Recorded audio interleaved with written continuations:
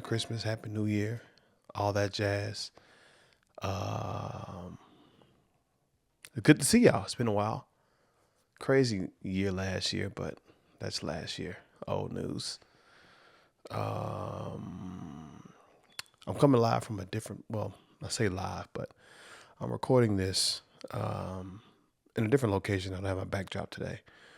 I'm actually recording this from home, not my home specifically, but um, my first home.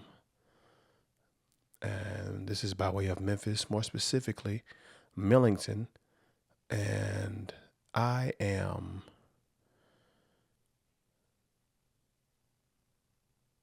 in a way taken aback by um, the feeling that I get every time I come home.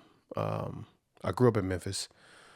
Around middle school, we moved out to the county, which was Millington, Shelby County, and came for the weekend.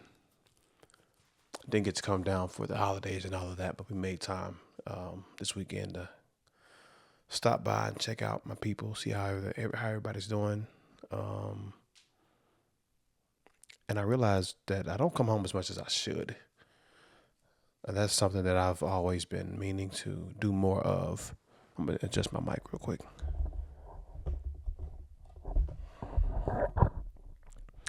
Yeah, so that's something I don't do enough of. I don't come home enough as I would like to, for a lot of reasons.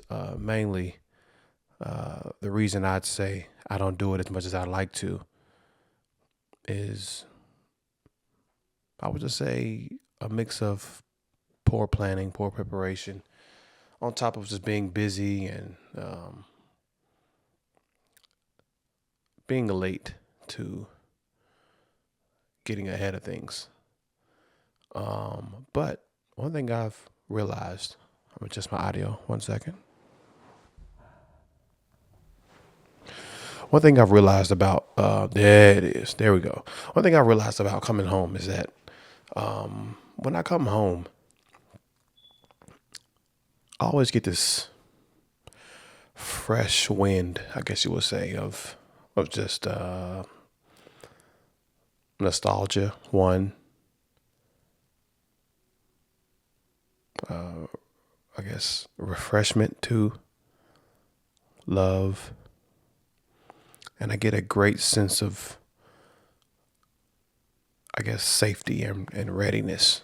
You know, when we're younger, so much what happens all the time is that we are so ready to leave home, so ready to leave the nest, so ready to just go out and be all that we can be.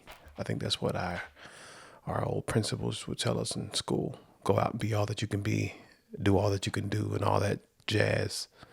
But in the process of leaving and getting out and going away from home and leaving and kind of going and doing your own thing, living, meeting people, getting jobs, working, getting married, falling in love, all that good stuff. In the process of all of that, there comes a point where you stop and you think about just the sheer number of years and moments that have passed since you were 13 or 14.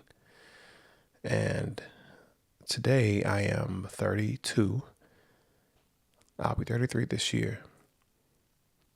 But when I come home, I can't help but to see and feel my 14-year-old self, my 13-year-old self.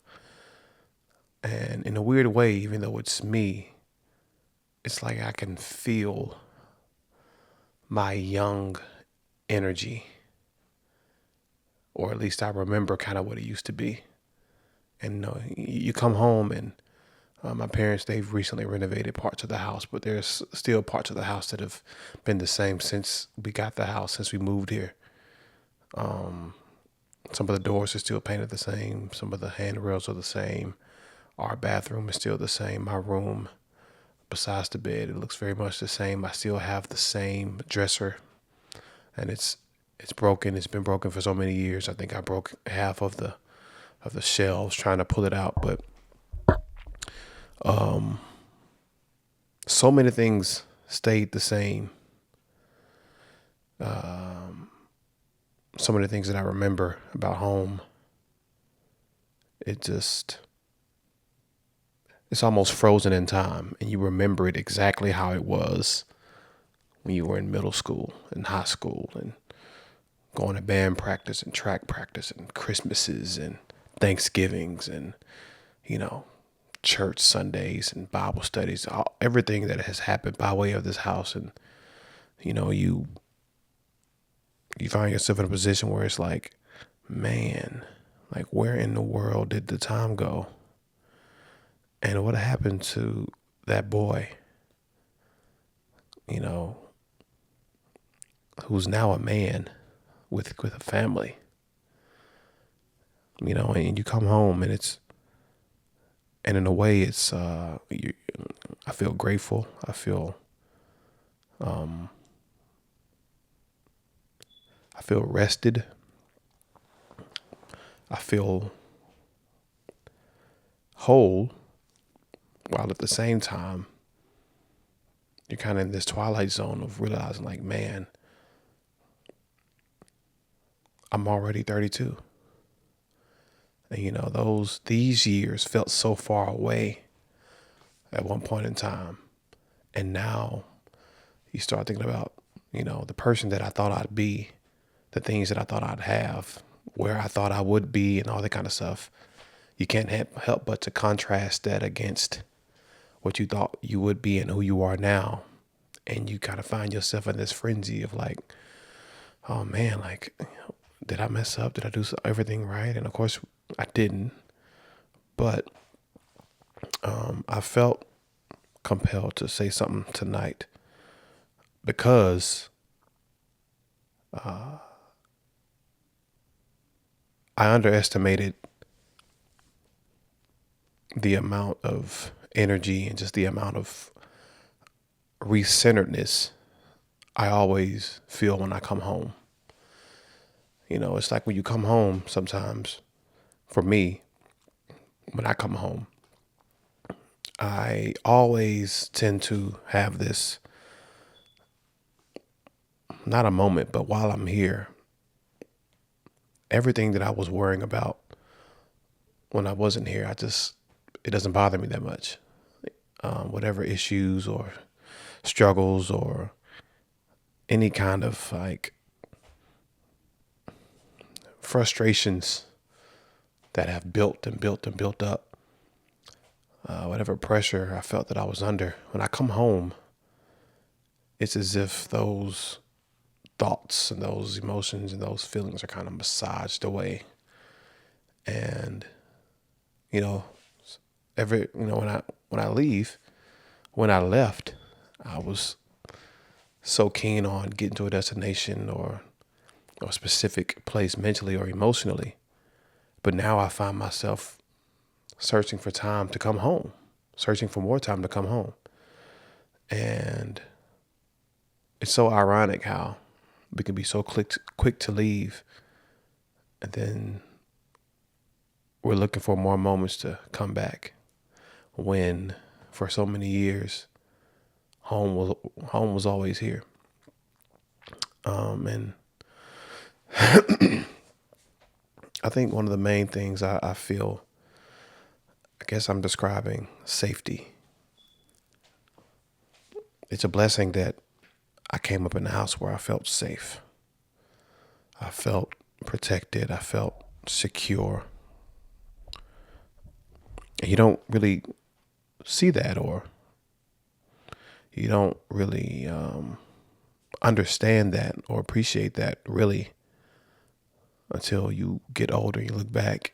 Of course, I appreciated it, but you know, you leave home and you meet so many people, and you find yourself in situations where it's like, oh man, like you hear stories about people who grew up in houses where there was abuse, where there wasn't a real sense of safety.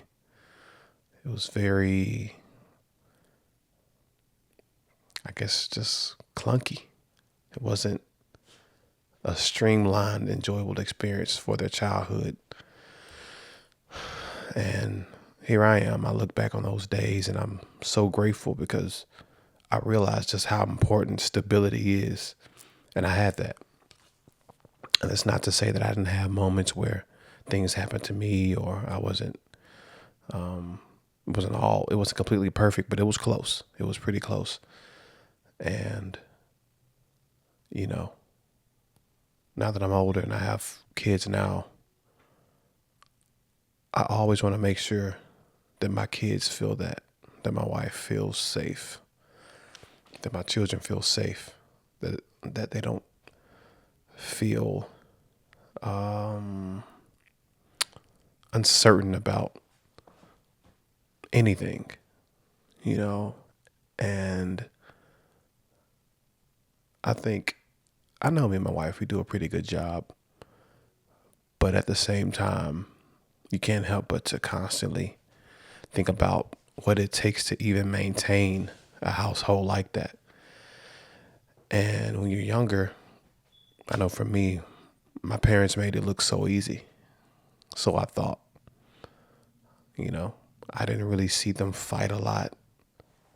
I didn't really see them argue a lot. Money didn't really seem like a issue.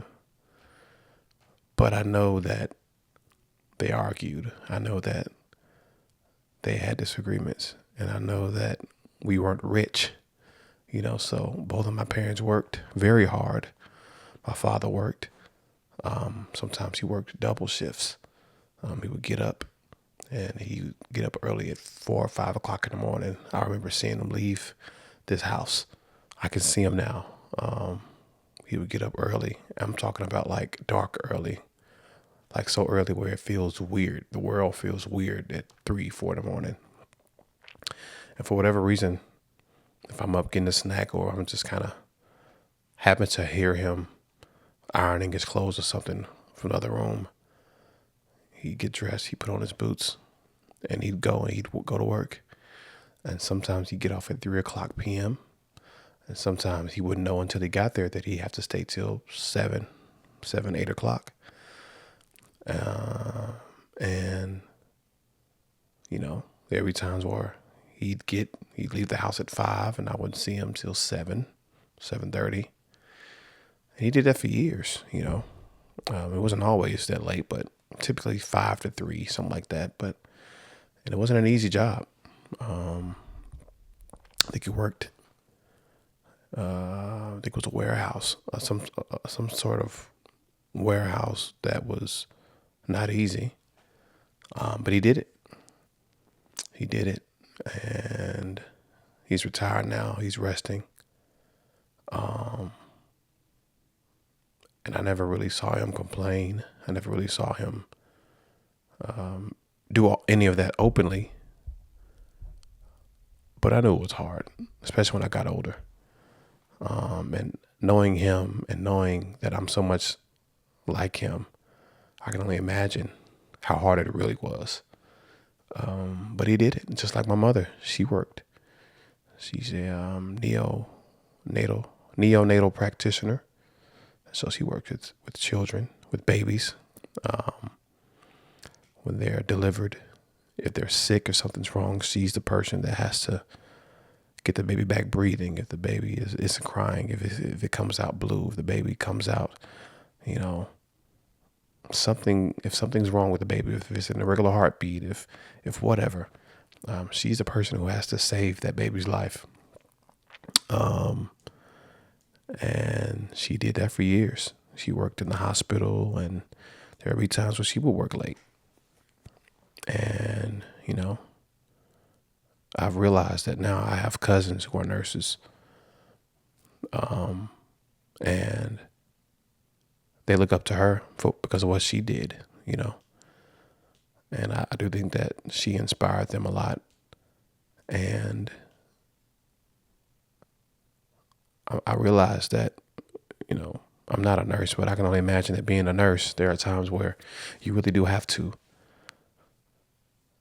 almost completely check yourself out to tend to the health of someone else constantly. And it's one thing to deal with adults, but being that my mom dealt with babies, They can't talk. They can't tell you what's wrong. They're just crying, or they're not crying, or they're not breathing, or they're not alive, and they're just looking at you. You have to completely just go into automatic mode and save them. And then she would have to come home and be mom. And that was that was how I saw them work. They worked a lot. They worked constantly. And I realize now that that generation is different from my generation. You know, they had to work. I mean, we all have to work, but there was no influencer generation. There was no internet. There was no entrepreneurship wasn't as, I guess you would say, recommended. You went and got a job, you worked there, and eventually you got to enjoy the fruits of your labor due to the stability of your job. And because of their hard work, my brother and I, we benefited from it immensely. And so many summers we would be here just hanging out. I can see it now. They would work in the daytime, and during, summertime, we'd just be at the house chilling. I'd be on the computer. He'd be upstairs playing the game. And those precious moments, now I look back, they were just precious, and you can't help but to miss that. You just miss it because you realize that when you're a child,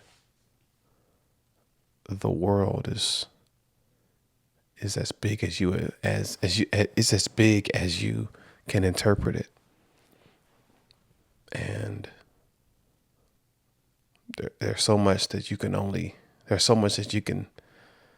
only really see based on your everyday comings and goings. And time passed. I got older. And like a lot of people, I reached a point in which I wanted to go out and spread my wings and do my own thing. Excuse me. And I did. Moved out and moved to another city. And I learned very quickly while going to college, Tennessee State University, Nashville, Tennessee. My parents dropped me off for band camp. They dropped me off, my mother, my brother, and my dad. They dropped me off. I still remember this. They dropped me off, and they unloaded my room, and I got moved in. And given that I was in a band, we were at the school about two months before the school started, because Tennessee State University, in case you didn't know, it's a world renowned band. I was proud to march in it, and we practiced really hard. And so the freshmen had to make sure that we were on point before the upperclassmen got there. And so we had to be there early. But anyway, we got there and they dropped me off, and we did all that. I said my goodbyes. They're just 3 hours away. Gave him a hug, gave him a kiss. And I remember looking out the window at them as they were leaving. And I wasn't sad. I was a little anxious because I didn't know what to expect with my new bandmates who were other freshmen. But I looked out the window and I remember seeing my brother crying. and I joke about it now. And I remember him just crying on the car. If y'all know my brother, he's a trip. And then I remember my dad kind of patted him up. My mom said something to him, and then he got in the car. But when I look back on it now, my brother's older than me, by the way. He's about 4 years older than me. I look back on it now, and At the time, I thought it was like, look at this guy, he's crying, you know, what he's crying about. Look at LA. But now, man, I look back on it and I understand those tears. That was officially the end of what was. You know what I mean?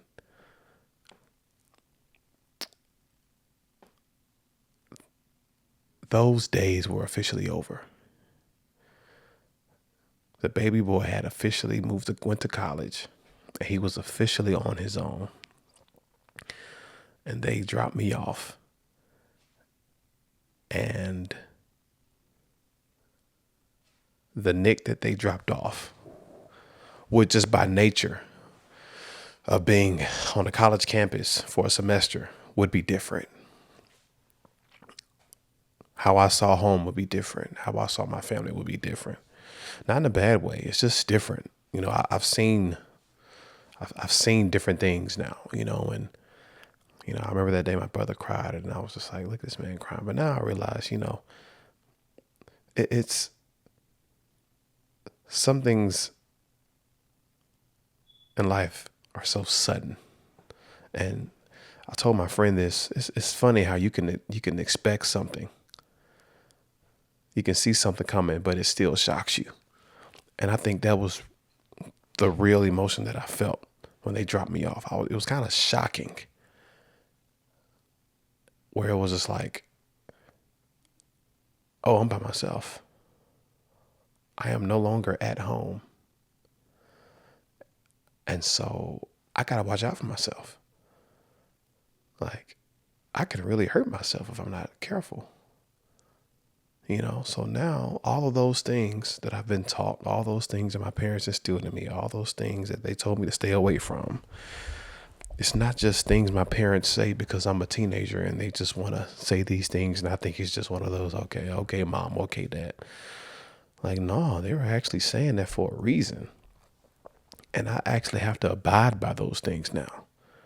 And now I find myself, well, okay, what did they say? Maybe I should have wrote this stuff down, you know? And so they dropped me off. And long story short, I went through my college, did all of that. And I would come home for holidays. I would come home for Thanksgiving and Christmas and stuff like that, spring break, you know. And to me, even though I would come home or I was taking a break from school and I would come home, I didn't really think about what my absence from home would be like for them. I only thought about what my new reality would be away from home. And I realized that when the home is broken up or somebody leaves or when a dynamic shifts in the home,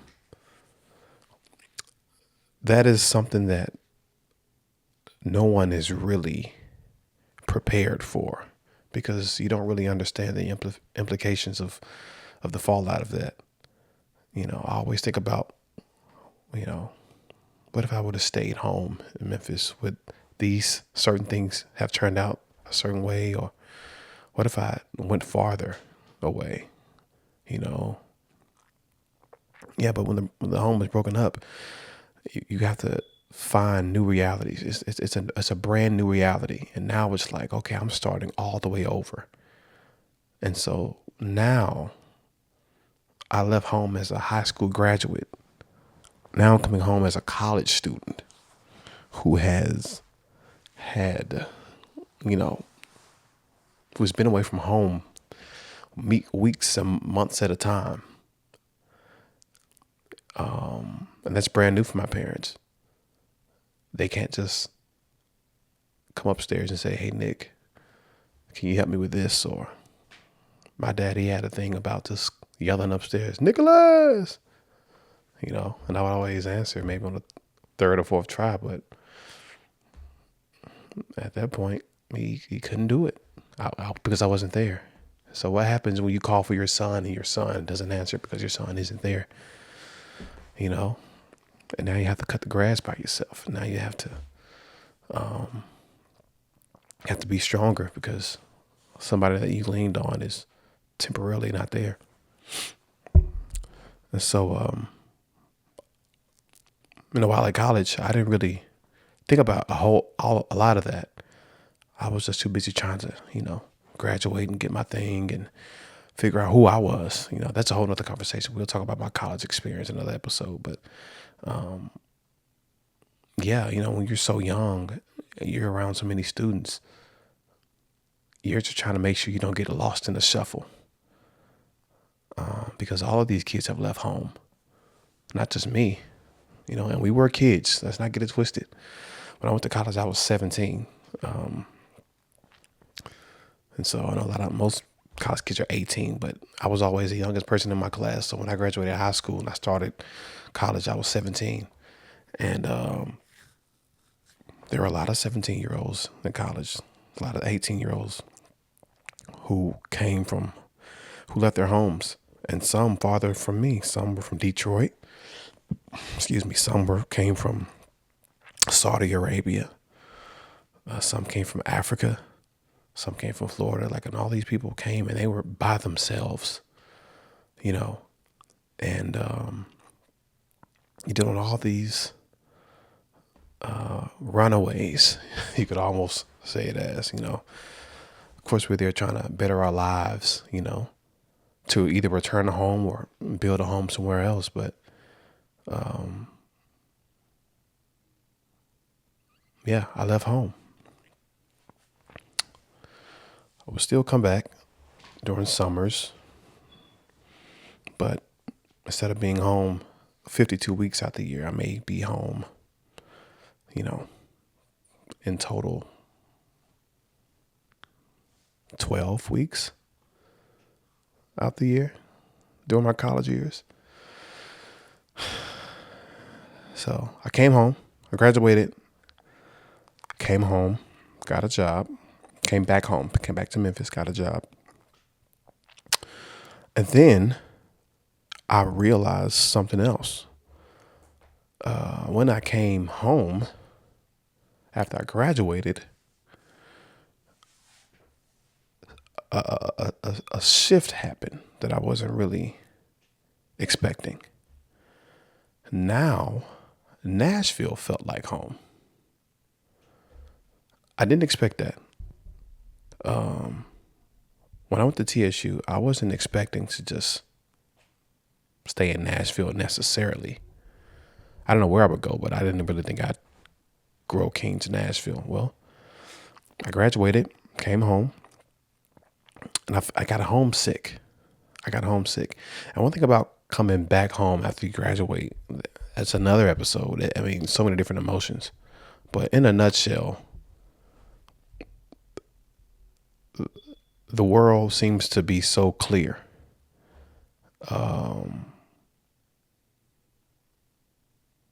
You went from being around individuals who were focused on a professional trajectory, right? You're seeing people get internships to Fortune 500 colleges. I had an internship. You see so many different students from so many different places who have so many different interests. A lot of my peers, they went on to be doctors and lawyers, bankers, real estate. Some just went back home and did nothing, and that's fine too. You go from all of that energy, all of that growth energy, and you come back home, and you come back home to the same place with a different outlook on life, because now you want those things for yourself. And for me, when I came home, I felt a sense of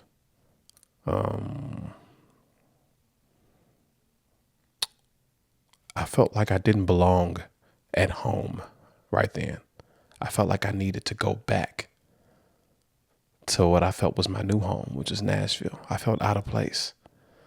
And when you come back from college and all that, people kind of look at you differently. They treat you differently. Sometimes it's a very strange phenomenon. I can't really explain it, but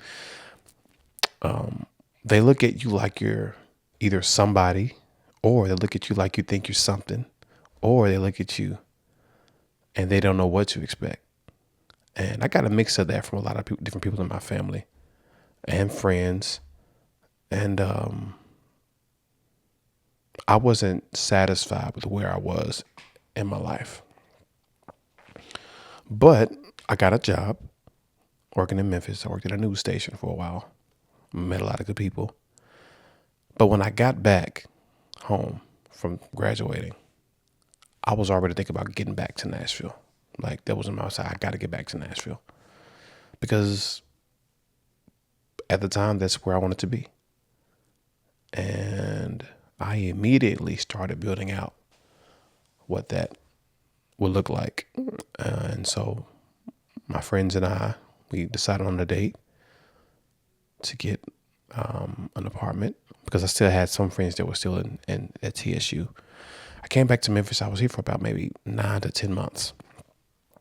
And then I moved back to Nashville. I didn't even have a job. I moved back. And I remember my mother telling me, she said, well, now, Nick, what's the rush? You don't have to rush. I remember that. And in my mind, I was thinking, yeah, I don't have to rush, but I got to get back, Now, at this time, I was dating my wife. So that's one thing. I mean, I was, I got a rope. I'm sorry. So she was in Nashville. But not only that, I just felt like I needed to be back. So I left my original home and went back to my new home. I moved into an apartment, started paying bills, all that fun stuff. Life hit me real good. And I started thinking about, I'm starting to realize what late payments are, and I'm dealing with late rent and paying late fees and missing car payments, all that kind of stuff, all that fun stuff. But that was, I want to say, 9 years ago. And I've lived in Nashville full time ever since then. And now, when I moved, I was 22. And now I am 32.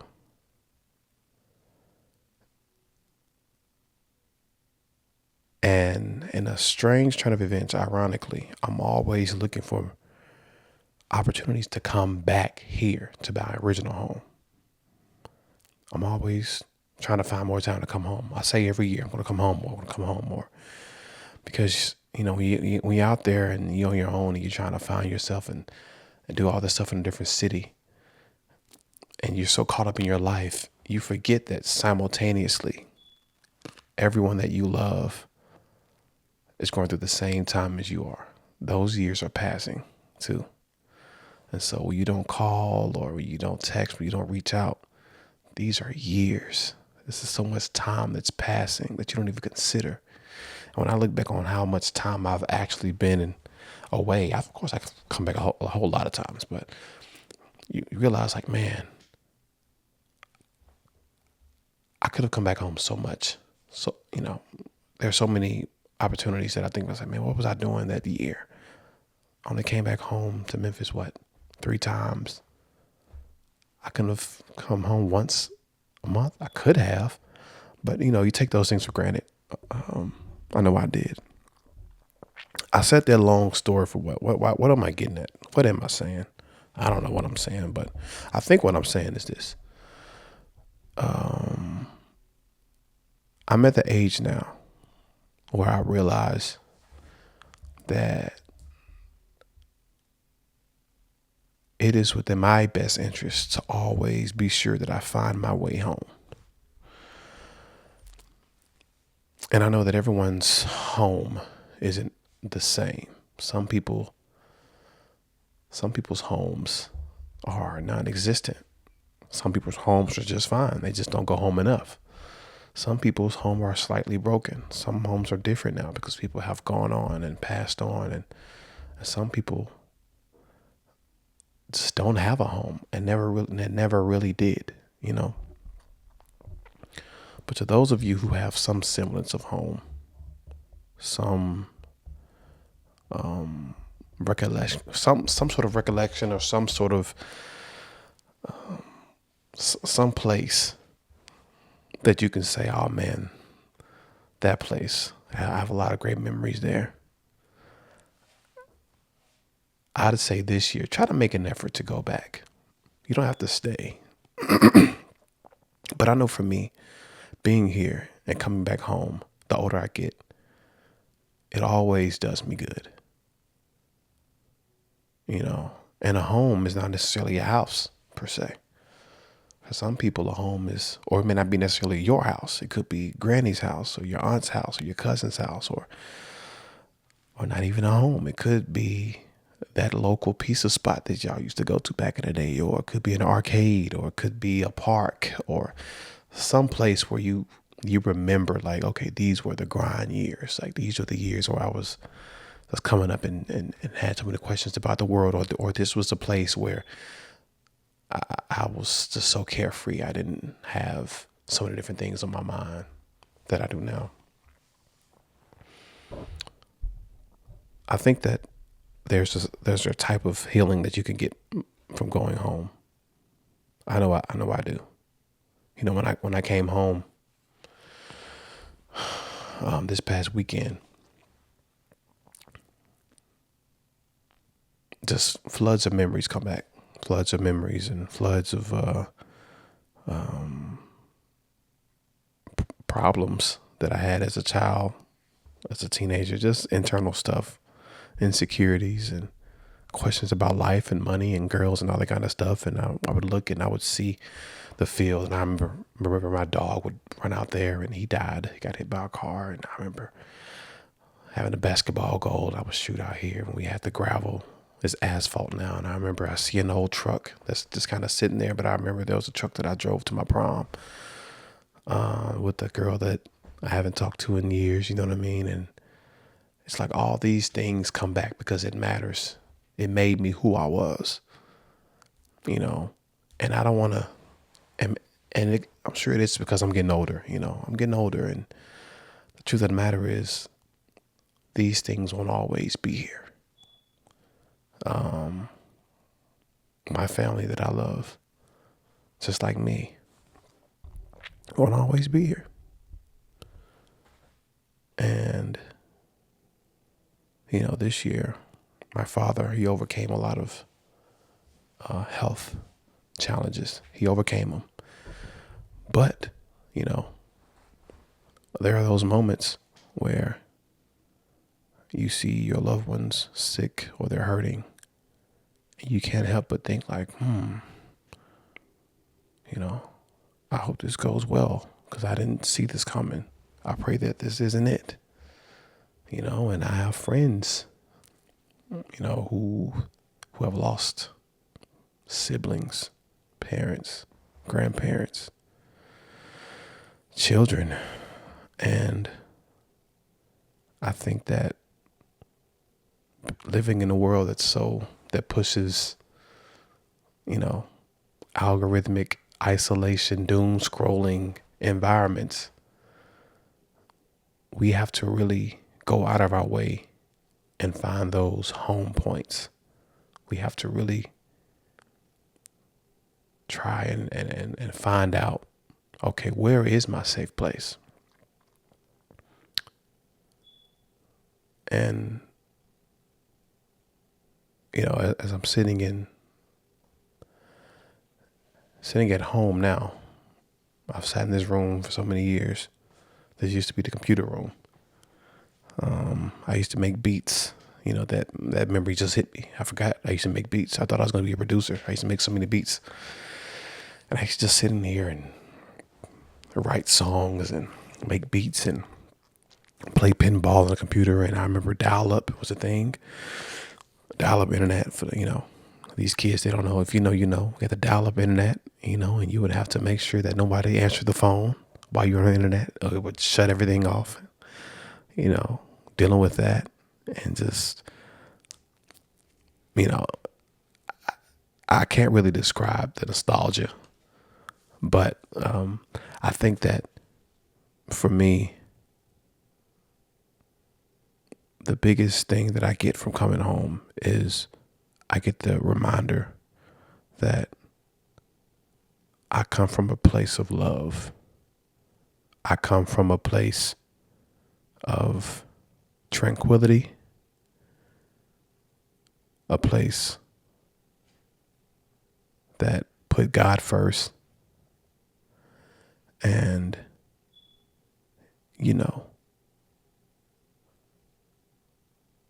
sometimes we can get so lost trying to find our way and find ourselves. But I would argue that most of the time, maybe just a trip home would just give you the contentment and the satisfaction that you've been searching for. Because my mother would say it all the time. You can go anywhere around the world.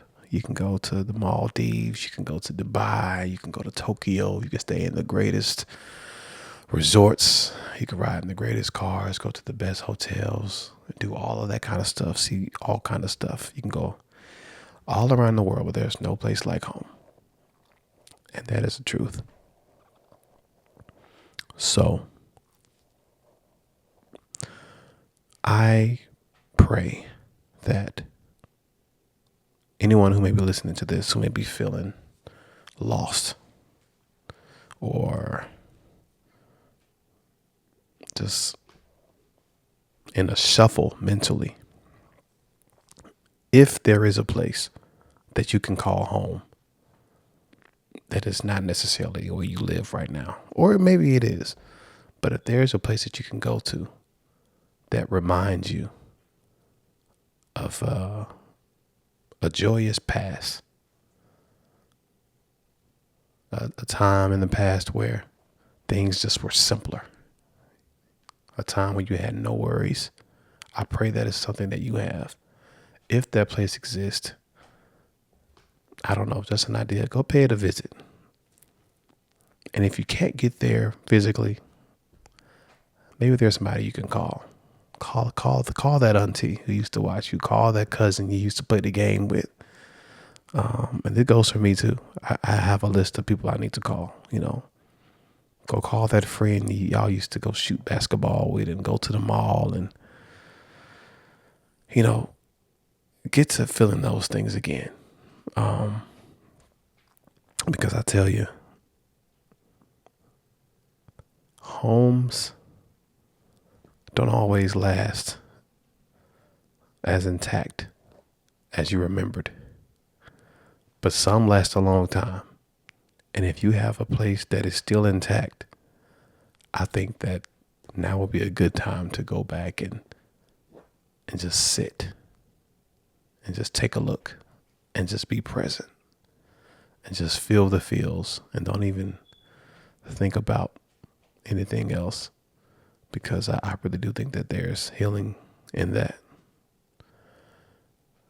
I'm not going to preach to you, but there's a story in the Bible. Jesus talked about the prodigal son. And there was a very rich man, and he had two sons. Long story short, one of his sons obeyed him. He made sure he did everything he was supposed to do. He was his father's, let's just say he was a good son. And then he had I guess you can call it a bad son, or how the Bible puts it, the prodigal son.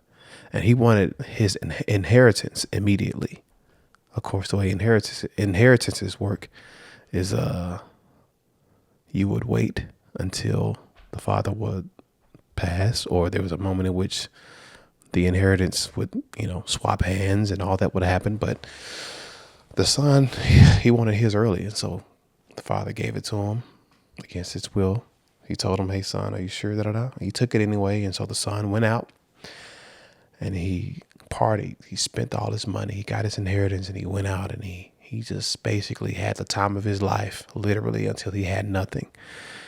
And he ended up, the Bible says, he ended up in a pig pen, eating with pigs. And all this time, he's partying and doing all this, and his life is spiraling down, and he finds himself in a pig pen. He suddenly remembers when all the money is gone, when everything that he had planned to do failed, and he's eating out of a pig trough next to animals like a beast. He remembers that, wait a minute, my father is a king. He's a rich man. I need to go home. And the way the story goes, he goes home. And what's so great about that story is that his father was waiting on him. And he was so happy to see him. And he threw a party for him. And he got him he made a spectacle that his son had returned. His son had been found. After all those years, his son had finally come home. And a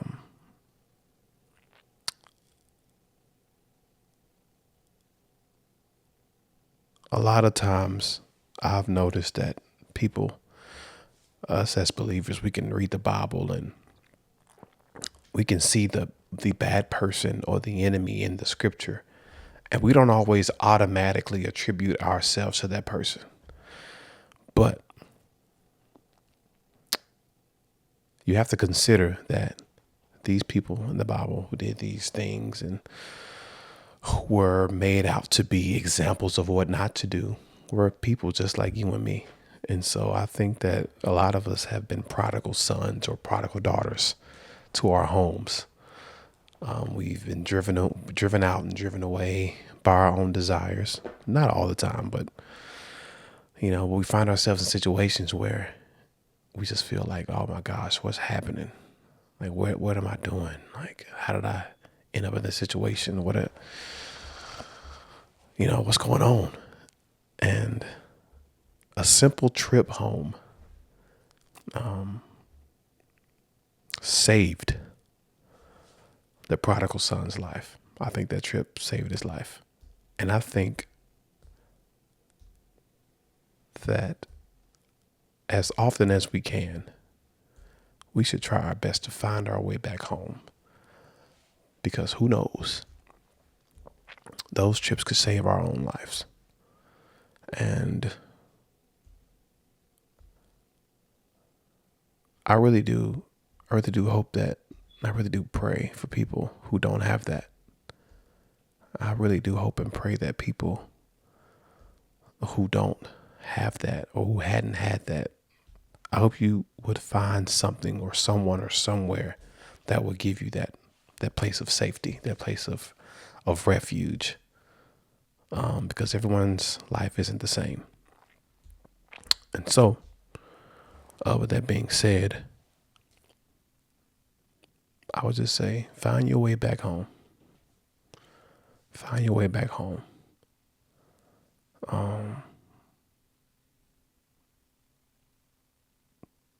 There's so much that can be said after that, but I think I'll just leave it right there. Find your way back home. Find your way back to the people who prayed for you, who cared for you, who go back to that old church. Just say, hey, those pastors are still around. Those church mothers are still around. Those aunties and cousins, they're still in your phone. You still follow these people on Facebook. If any way possible, and if you have it, find your way home. And so I'm excited about the podcast this year. I'm excited about who I am this year. I've changed a lot since the last broadcast. It's been a while, but it's all good. We back. And I really do believe that home is truly where the heart is.